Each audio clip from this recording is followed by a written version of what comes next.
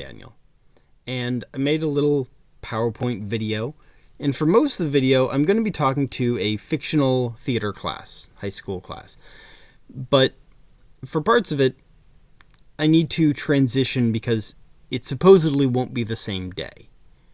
So I'm kind of talking out to the audience here, break my fourth wall to acknowledge that that's the way it works.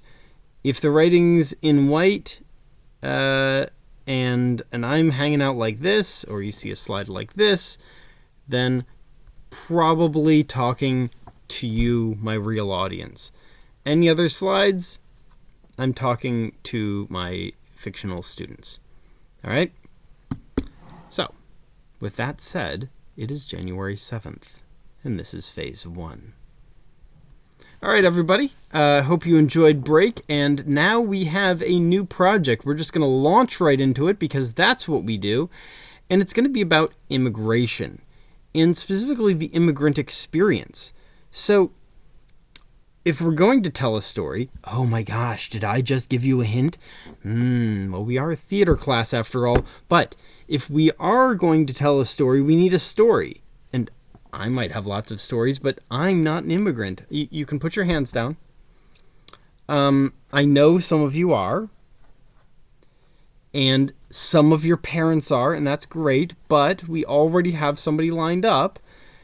The wonderful Mrs. Shimabukuro is going to be here to tell a story. It is a good story. Is it interesting? Yes, I already know it, but I'm not going to tell you because it's not my story. See how that works? And it would ruin all the fun. It might be a story from before she left, from whence she came. And I'm not telling you where, but the last name should give you a hint. How she got here. The story of the actual, was it a ship? Was it a plane? We live on an island, so it's not like she drove here. And then maybe the story is about shortly after she arrived. Take lots of notes. We might be doing some kind of theater thing with this. We're not a history class. So we make productions. We're looking at different ways we can make productions. Okay? But I want to ask a question to all of you before we move too far, which is, who gets to tell their stories? I mean, these are immigrant stories. All three of these on your screen. The author was the immigrant. Now, Zanzelli is interesting because it seems like the immigrant is the daughter, and she is. But the author is actually telling stories one generation off. So she's pretending to be her own mother to create a different voice.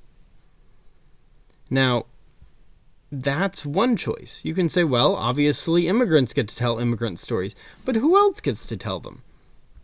Well, we have no way to stop this, so what if other people tell immigrant stories? How do we define a story as an immigrant story? So Dracula is about this creature, right, a vampire, that's trying to get from point A to B, and it is an international border. Feels like an immigrant story, but boy, is it xenophobic then if it is. Really anti-immigrant. What about the Marrow Thieves? Marrow Thieves seems a little complicated, because this is a Native American, or indigenous person, First Nations person, who's trying to tell a story, and it's science fiction. But how do we define an immigrant to people who never immigrated?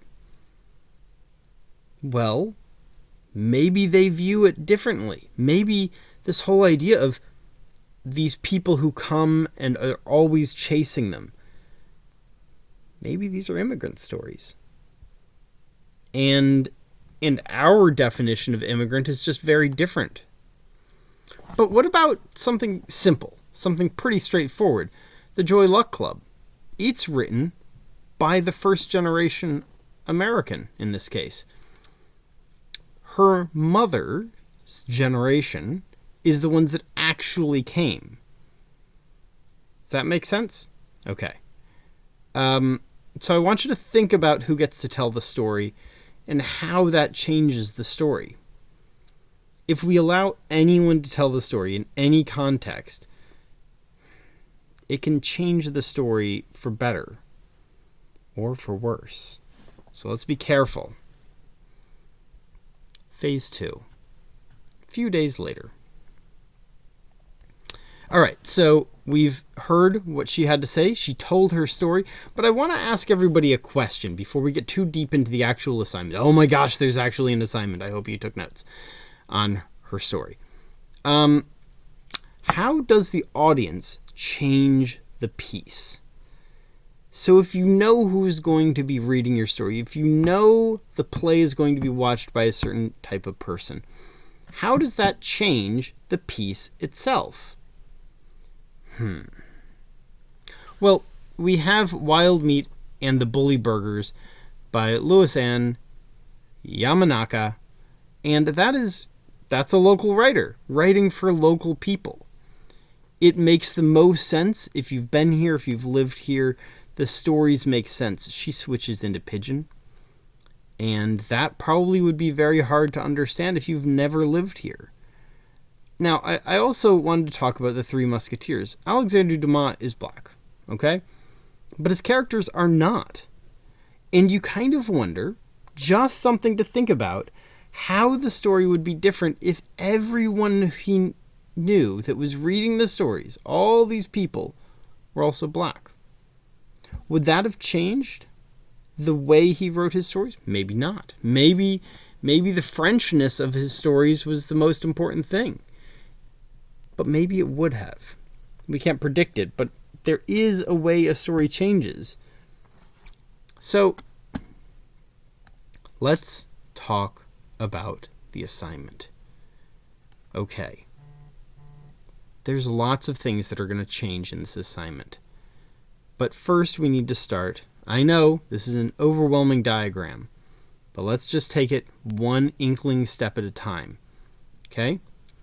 First, you were all told a story up here. Now you're going to create 4 scenes. Not each of you is going to create 4 scenes. You will each create 1 scene from that one story.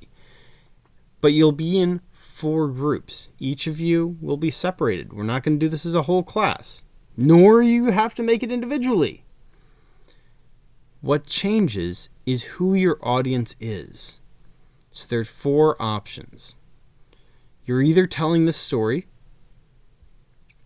for first-generation people, you're telling the story for a different minority, you're telling the story for the majority, or if we want to say colonizers or haoles, or you're telling the story for indigenous people. In our case, it's Hawaiians. Okay? Now, I said or as if these are choices. No, I'm going to break you up randomly. So it doesn't matter your ethnicity. I want to be clear about this. This is about who you imagine sitting in the audience. So I'm going to give you a couple examples from her story that will be different. The first one is Nishime. She mentioned eating it in the story. Now, the story wasn't about eating it, right? All right. But if you're first generation and you're part of, that's who your audience is, and they're part of her culture, they might not know her story, but they know what Nishime is. You don't have to explain it. What about the rest of you?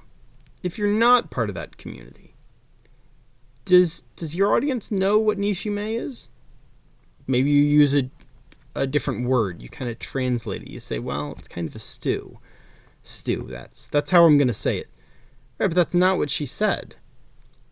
So you have to make the choice. Is that the closest thing you can explain it? Or is it more important that it's a traditional Japanese Okinawan dish? You have to make that choice. You don't want your audience confused, but remember, every one of your scenes is going to be the same length. That's the key here. So if you have to sit and explain the dish, that's going to eat into your time for other things. All right. Now, the other piece was that she talked, and this was kind of one of the key plot points, I would say, to the story. the government doesn't trust her or people that look like her. They're not sure they're real Americans. Okay? Now, if that's something that the community you're talking to would also understand, then you can just tell it the way she told it. Just turn it into a scene, turn it into a dialogue, and you're fine. But if this is something that would confuse the people, then you're going to have to explain a little bit more why that was, what that felt like. Because your audience won't understand. Okay? Now you might immediately say, well, then one group is going to have a lot of things explained to it. And you're completely right. So while you're explaining everything, there might be things that get edited out. And that happens. That might happen a lot. And that's okay. Because this is exactly what we're looking at. The 4 scenes will be put on one after another. And they'll never see the original. Okay? What order, things like that, we'll decide later. But you need to type it out. And you need to decide what's the most important details of the story that can convey the story to the different audiences. Okay? Phase 3. About a month later. That was a great job, everybody. Great job. I'm so happy with everybody. Oh, it was a great job. Well, okay, I know that we didn't actually put on the play yet. That's still coming. But everyone was off book. Okay? Everyone was off book. And so that's a huge step forward. We're not fiddling with the words anymore. We're not trying to invent the lines. We're not even holding the script while we go around. Everyone was off book. And so when we talk about this, when speaking to somebody who just arrived,